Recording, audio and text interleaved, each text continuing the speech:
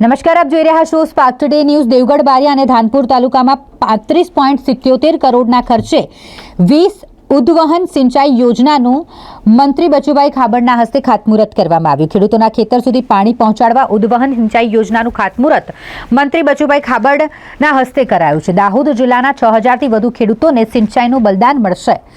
2278 hectare વિસ્તારમાં ખેડૂતના ખેતરો સુધી પાણી પહોંચશે। કણજેર, આકાશવાણી, ભોરવા, સજોઈ, નડુ, સિંગાવાલી અને પીપેરો સહિત 16થી વધુ ગામોમાં ખાતમુહૂર્ત માટેના કાર્યક્રમ યોજાયા। પ્રાકૃતિક ખેતીને પ્રોત્સાહન, જીવામૃત, દેશી ગાય આધારિત ખેતી માટે સરકારની આ એક મોટી જાહેરાત છે। શિક્ષણ ક્ષેત્રે પણ મોટા પગલાં ભરવામાં આવશે। આંગણવાડીથી લઈ IIT અને MBBS સુધી શિક્ષણ માટેની સુવિધાઓ ઊભી કરાશે।